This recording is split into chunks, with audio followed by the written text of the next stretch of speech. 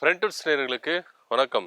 பாஜகவை சேர்ந்த ராஜா அவரை நீங்க எடுத்துட்டீங்கன்னா பாத்தீங்கன்னா தொடர்ந்து வந்து பாத்தீங்கன்னா பயங்கரமா சர்ச்சைகளா பேசுவாரு. பொய்கள் மேல பொய்களை பேசிட்டு இருப்பாரு. சம்பந்தம் இல்லாமலாம் பேசிட்டு இருப்பாரு. இது பாஜகவை வந்து நீங்க ராஜா மட்டும் நீங்க எடுத்துட்டீங்கன்னா இல்ல, பாஜகல இருக்கிற எல்லா தலைவர்களும் அப்படிதான் இருக்காங்க. இப்ப நீங்க முன்னாள் மாநில தலைவர் அண்ணாமலை எடுத்துக்கிட்டீங்கன்னா ஏகப்பட்ட பொய்கள்லாம் படிச்சாரு. 20,000 புக்கெல்லாம் படிச்சேன் அப்படின்ற மாதிரிலாம் சொன்னாரு. நிறைய கான்ட்ரவர்சி எல்லாம் பேசியிருந்தாரு. ஆனா இப்போ ராஜா தொடர்ந்து வந்து என்ன பண்றாரு, ஒரு கான்ட்ரவர்சி பேசுறாரு. அதிமுக பாஜக கூட்டணியில ஒரு வந்து உரசல் இருக்குது அப்படின்றது வந்து எல்லாருக்குமே வெட்ட வெளிச்சமா தெரியும். ஏன்னா கூட்டணி ஆட்சி இருக்குது கன்ஃபார்ம் அப்படின்ற ஒரு விஷயத்த பாஜக வந்து என்ன பண்ணுது, தொடர்ந்து பேசிட்டு இருக்கு. எப்போ பாஜக கூட அதிமுக போய் சேர்ந்ததோ அப்பவே அதிமுகவுக்கு சனியை பிடிச்சிருச்சு அப்படின்னு நம்ம சொல்லலாம். ஏன்னா இவங்க ஆட்சி அப்படின்றது பாத்தீங்கன்னா பாஜக எப்படியாச்சுன்னா தமிழ்நாட்டுக்குள்ள நுழைஞ்சிடணும் அப்படின்ற ஒரு விஷயத்துல குறிக்கோளா இருக்கிறாங்க. இதுக்கு முதல் காரணம் திமுகவை வீட்டுக்கு அனுப்பணும். ஏன்னா திமுக வந்து பாஜக ஒன்றியில இருக்கிற பாஜகவுக்கு ரொம்ப முட்டுக்கட்டையாவே இருக்கு. ஸோ இதனால இங்க இருக்கிற மாநிலத்தை, அதாவது நீங்க தமிழ்நாட்டில் நீங்க வந்து அமைதிப்படுத்தினா மற்ற மாநிலங்களை ஈஸியா அவங்க என்ன பண்ணிடலாம், டேக் அவுட் பண்ணிடலாம். ஸோ தமிழ்நாடு தான் வந்து என்ன பார்த்தீங்கன்னா கீழே இருக்கிற தமிழ்நாடு முட்டுக்கட்டையாவே இருக்கு பாஜகவுக்கு. ஸோ அதனால அவங்களால எந்த ஒரு பிளானையும் இம்ப்ளிமெண்ட் பண்ணவே முடியல.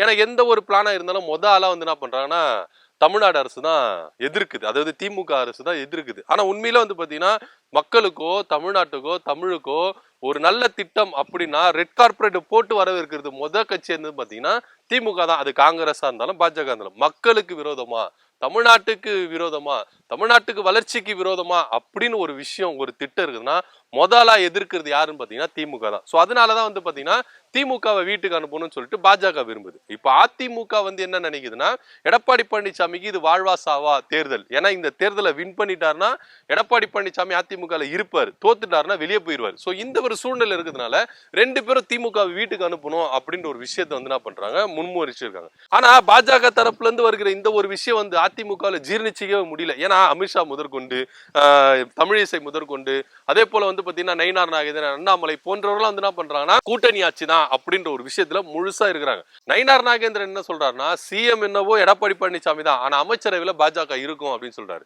அமித்ஷா அவர்கள் என்ன சொல்றாரு, நிச்சயமா 2026 தேசிய ஜனநாயக கூட்டணி ஆட்சி அமையும் அப்படின்னு சொல்றாரு.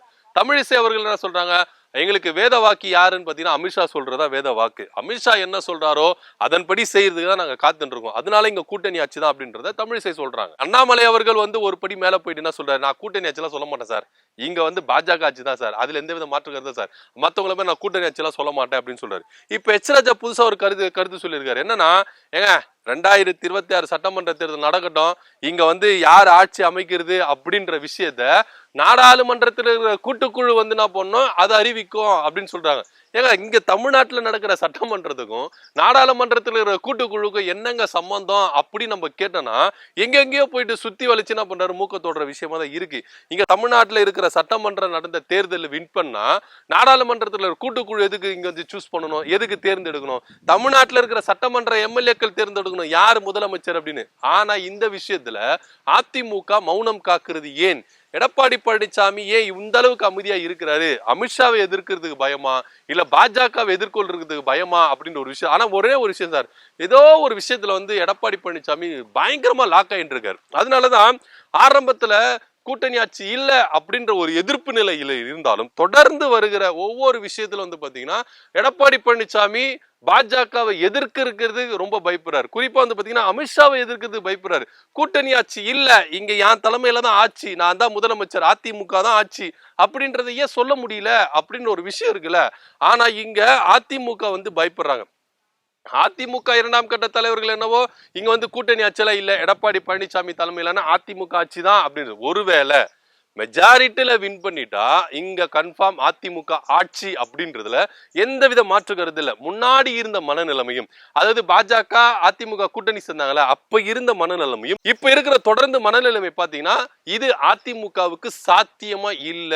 2026 சட்டமன்ற தேர்தல் அதிமுகவுக்கு சாத்தியமா இல்ல, அதிமுகவுக்கு ஃபேவரா இல்ல. ஒருவேளை தோத்துட்டா இல்ல, தொங்கு சட்டமன்றம் வந்துருச்சுன்னா இல்ல, கூட்டணி ஆட்சி வந்துருச்சுன்னா ஒருவேளை பாஜகவுடைய தயவு நம்மளுக்கு தேவைப்படும் அப்படின்றதுனாலதான் எடப்பாடி பழனிசாமி ரொம்ப சைலண்டா இருக்காரு. இந்த கூட்டணி ஆட்சின்னு சொல்லிட்டு பாஜக பகிரங்கமா சொல்றாங்க. ஆனா இங்க அதிமுக வந்து பாத்தீங்கன்னா வாயத்தரகமா இருக்கு. இதுக்கு எல்லாத்துக்கும் ஒரு காரணம்னா மெஜாரிட்டில இவங்க அதிமுக வின் பண்ணணும். 118 சீட்டுல அதிமுக தனி பெரும்பான்மையோட வின் பண்ணிச்சுன்னா பாஜகவை உதறி தள்ளுறதுக்கு தயங்கவே மாட்டாங்க. அட் சேம் டைம் 118க்கு கீழே வாங்கிட்டா பாஜகவுடைய தயவு தேவை அப்படின்றதுல இவங்க வந்து என்ன பண்றாங்க, குறிக்கோளா இருக்கிறாங்க. சோ அதனாலதான் அதிமுக கம்முன்னு இருக்கிறோம் அப்படின்ற ஒரு விஷயம் நம்மளுக்கு வந்து குழப்பமா இருக்கு. இதுல எச்ராஜா என்ன சொல்றாருன்னா, திமுக கூட்டணி வந்து என்ன சொல்றாருன்னா, இந்த விஷயத்துல ஒப்பிடுறாரு. அடுத்த வீட்டு குழந்தை எதுக்கு சார் எப்படி பாக்குறீங்க, அந்த குழந்தை எப்படின்னா இருக்கும், அந்த குழந்தை எப்படின்னா இது போனோம், அது அவங்க வீட்டு விஷயம், நீங்க எதுக்கு சார் எட்டி பாக்குறீங்க அப்படின்ற ஒரு விஷயத்தை கேட்கிறாரு. இங்க திமுக கூட்டணியோ அடுத்தவங்க வீட்டு குழந்தை எட்டி பாக்குறதுக்கு தயாராகவே இல்ல. பாஜக என்ன பண்ணுதுன்னா, அடுத்தவங்க வீட்டு குழந்தை எட்டி பாக்குறதுல அடுத்த வீட்டுக்குள்ளே புகுந்து அந்த குடும்பத்தை நாஸ்தி பண்றீங்க அப்படின்ற ஒரு விஷயத்துலதான் பார்க்கப்படுது. மகாராஷ்டிரால சிவசேனா கட்சி என்ன பண்ணீங்க, தேசியவாத காங்கிரஸ் என்ன பண்ணீங்க, அவங்க கட்சிக்குள்ள பூந்து போயிட்டு சிண்டேவை உருவாக்கி அஜித் பவாரை உண்டாக்கி அந்த கட்சியில பிளவுவாதம் பண்ணி இப்ப அந்த கட்சியை வந்து ஒரு ஸ்ட்ராங் இல்லாம இருக்கு. ஆனா இங்க தமிழ்நாட்டுல பாஜக என்ன பண்ணுச்சுங்க, அதிமுகன்ற வீட்டுக்குள்ள பூந்தீங்க, பாமகன்ற வீட்டுக்குள்ள போய் பூந்தீங்க. அதிமுக வீட்டுக்குள்ள போயிட்டு அதிமுகவை சதைச்சிட்டீங்க, பாமகன்ற வீட்டுக்குள்ள போயிட்டு ரெண்டா பிரிஞ்சிங்க. சோ இங்க வந்து திமுகவுக்கோ இல்ல திமுக கூட்டணி கட்சிகளுக்கு அடுத்து இந்த குழந்தை எட்டி பாக்குறது முக்கியம் இல்ல. ஆனா இங்க பாஜக அடுத்து வீட்டுக்குள்ளேயே போறீங்களே, அதுதான் இங்க கண்டிக்கிறது. முதல்ல நீங்க பண்ற விஷயத்த பாருங்க சார், அதுக்கப்புறம் நீங்க திமுகவோ இல்ல திமுக கூட்டணி மேல போய் என்ன பழிய சொல்லலாம் அப்படின்ற ஒரு கேள்வி வந்து எச்ராஜா முன்பாக வைக்கப்படுது. ஏன்னா அவர் வந்து சொல்ற, இங்க சட்டமன்றத்துக்கும் நாடாளுமன்ற கூட்டுக்குழுக்கும் என்ன டிஃபரெண்டே தெரியல.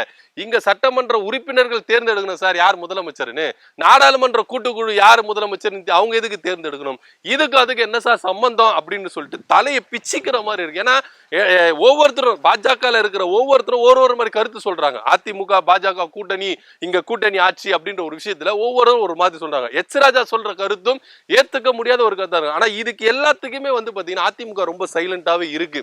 ராஜேந்திர பாலாஜி கூட ஒரு விஷயத்துல கோவப்பட்டாரு. என்ன கோவப்பட்டாருன்னா, ஏங்க இங்க வந்து பாத்தீங்கன்னா அதிமுக ஆட்சி தாங்க அப்படின்ற ஒரு விஷயத்த சொல்றாரு. பாஜக இதை அக்செப்ட் பண்ணிக்கிறாங்க. ஏங்க சிஎம்னவோ எடப்பாடி பழனிசாமி தான், ஆனா ஆட்சினவோ கூட்டணி ஆட்சி அப்படின்ற ஒரு விஷயத்துல குறிக்கோளா இருக்கிறாங்க. இங்க எச்ராஜா என்ன சொல்றாரு, நாடாளுமன்ற கூட்டுக்குழு தேர்ந்தெடுக்கும் அப்படின்னு சொல்லி. அப்ப நாடாளுமன்ற கூட்டுக்குழு அதிமுகவை தவிர்த்துட்டு எடப்பாடி பழனிசாமி தவிர்த்துட்டு பாஜக ஒருத்தர் சிஎம் சொன்னாலும் இங்க இருக்கிற அதிமுக அக்செப்ட் பண்ணிக்குமா அப்படின்ற ஒரு கேள்வி இருக்குல்ல. சோ முழுசா சந்திரமுகியா மாறின உன் மனைவி கங்காவை பார் அப்படின்ற டைலாக் மாதிரி முழுசா பாசிசமாக, முழுசா சனாதனமாக, முழுசா மதவாதமாக மாறிய அதிமுகவை பார் அப்படின்ற ஒரு விஷயம் தான் இப்ப தமிழ்நாட்டுல நிலவின் இருக்கு அப்படின்றதுல எந்தவித சந்தேகம் இல்லை. அண்ணா திராவிட முன்னேற்ற கழகம் என்ற போய் அமித்ஷா திராவிட முன்னேற்ற கழகம் அப்படின்ற வந்துருச்சோ அப்படின்ற ஒரு அச்சம் அதிமுக இருக்கிற அடிமட்ட தொண்டனுக்கும் பயம் வந்துருச்சு சார். ஏன்னா இப்ப அதிமுக இருக்கிற ஒவ்வொரு தொண்டர்களும் பயங்கர அதிருப்தியில இருக்காங்க தலைமை மேல. அதனாலதான் எடப்பாடி பழனிசாமி மாசத்துக்கு ஒரு வாட்டிக்கா எல்லா மாவட்ட செயலரும் கூப்பிடுங்க, அதிருப்தியில இருக்கிறவங்க எல்லாருக்கும் வந்து என்ன பண்ணுங்க, சமரசம் பண்ணுங்க, செட்டில்மெண்ட் பண்ணுங்கன்னு சொல்லிட்டு ஒவ்வொருத்தரையும் கூப்பிட்டு என்ன பண்றாரு, மாசம் ஒரு மாவட்ட செயலாளர் மீட்டிங்கை போட்டு எதனாவது ஒரு காரணத்தை சொல்லணும்ல. நாங்க வந்து பூத் கமிட்டியை வந்து நாங்க என்ன பண்றோம், தயார்படுத்துறோம், தேர்தலுக்காக எங்களை நாங்க தயார்படுத்தின்னு சொல்லிட்டு எதனா ஒரு காரணத்தை கூட்டி அதிமுக தொண்டர்களையும் அதிமுக மாவட்ட செயலரும் அதிருப்தியில இருக்கிறவங்களை சமாதானப்படுத்தாங்க. இப்படியே போயிருந்துன்னு வச்சுங்க சார், 2026 சட்டமன்ற தேர்தல் நான் என்னவோ அதிமுக தான், ஆனா ஓட்டு என்னவோ திமுகவுக்கு அப்படின்ற ரேஞ்சில தான் அதிமுக தொண்டர்கள் செயல்பட போறாங்க அப்படின்ற ஒரு கருத்தும் அரசியல் வட்டாரத்துல பேசப்படுது. ஏன்னா தொடர்ந்து வந்து பாஜக முன்வைக்கிற கருத்துக்களுக்கு எல்லாத்துக்குமே எதிர்த்து குரல் கொடுக்கிற இடத்துல அதிமுக இல்ல. ஆனா என்ன சொல்லிக்கிறாங்க, தமிழ்நாட்டுல எடப்பாடியார் தான் தேசிய ஜனநாயக கூட்டணிக்கு தலைமை அப்படின்ற ஒரு சொல்றாங்க. ஆனா தலைமை இங்க வந்து பாத்தீங்கன்னா தலை தெரிச்சு ஓடுது, தலைமறைவா இருக்குது அப்படின்ற ஒரு விஷயத்துலதான் பேசப்படுது. நாடாளுமன்ற கூட்டுக்குழு தேர்ந்தெடுக்கும் அப்படின்ற ஒரு வார்த்தை எச்ராஜா போன்றவர்கள் சொன்னாலும் இங்க இருக்கிற அதிமுக எதிர்த்து பேசவே முடியல. எது எப்படிங்க முடியும், நீங்க வந்து என் தலைமையில தாங்க ஆட்சி, அதிமுக தாங்க ஆட்சி அப்படின்ற ஒரு விஷயத்த போல்டா அதிகாரமா எடப்பாடி பழனிசாமியால சொல்ல முடியல அப்படின்றதா வேதனைக்குரிய விஷயமா இருக்கு. இது இப்படியே போயிருந்ததுன்னா அதிமுக பாஜக கூட போயிட்டு ஐக்கியமாறதுல ஆல்மோஸ்ட் ஐக்கியம் ஆயிருச்சு, இன்னும் முழுசா அதிகாரப்பூர்வமா ஐக்கியம் ஆகணும்ல, அந்த விஷயமும் கூடிய விரைவில் நடக்கும் அப்படின்றது தான் எதிர்பார்க்கப்படுது. சோ எச்ராஜா வந்து நான் சொல்லியிருக்காரு, இங்க இருக்கிற முதலமைச்சரை யார் தேர்ந்தெடுப்பா அப்படின்னு பாத்தீங்கன்னா நாடாளுமன்றத்துல கூட்டுக்குழு வந்து என்ன பண்ணும் தேர்ந்தெடுக்கும் அப்படின்ற ஒரு விஷயத்த சொல்றாரு. இதற்கு அதிமுக தரப்புல இருந்து எந்தவித எதிர்வினையும் மாற்றவில்லை அப்படின்றத வேதனைக்குரிய விஷயமா இருக்கு. இதை பத்தி உங்களோட கருத்து என்ன அப்படின்றத கீழே கமெண்ட் பண்ணுங்க. நன்றி, வணக்கம்.